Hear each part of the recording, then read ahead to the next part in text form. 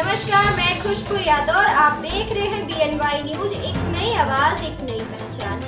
हम आपको प्रदेश और देश की तमाम खबरों से रूबरू कराते हैं। इसी सिलसिले में आगे बढ़ते हैं और देखते हैं कि आज की खबर में क्या कुछ है।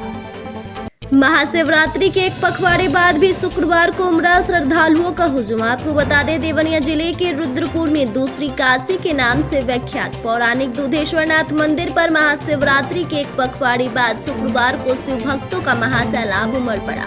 हर हर महादेव के जयकारे के बीच श्रद्धालुओं ने भगवान शिव का जलाभिषेक किया। इस दौरान समूचा मंदिर परिक्षेत्र हर हर महादेव के जयकारे से गूंजता रहा। बता दें कि दूधेश्वरनाथ मंदिर पर महाशिवरात्रि के साथ ही यहाँ 13 दिनों तक तेरस का मेला लगता है, जो होली के आगमन के साथ ही धीरे धीरे मेला समापन की तरफ चला जाता है। स्थानीय दुकानों को छोड़ शेष दुकानें हटने लगती है। यही कारण है कि महाशिवरात्रि के एक पखवाड़े बाद शुक्रवार को भी शिवरात्रि तिथि की भांति अर्धरात्रि से ही श्रद्धालुओं का हुजूम उमड़ने लगा। भोर में महाआरती होने के बाद जैसे ही मंदिर का कपाट खुला, शिव भक्त हर हर महादेव का जय घोष करते हुए जल चढ़ाए और परिवार के सुख समृद्धि के साथ ही साथ विश्व कल्याण के लिए भी मन्नतें मांगी। यह सिलसिला देर शाम तक देखा गया। इस दौरान मेले में मिठाई और सौंदर्य प्रसाधन तथा लोहे और फर्नीचर इत्यादि सामानों के दुकानों पर बड़ी संख्या में श्रद्धालु पुरुष महिलाएं खरीदारी भी की।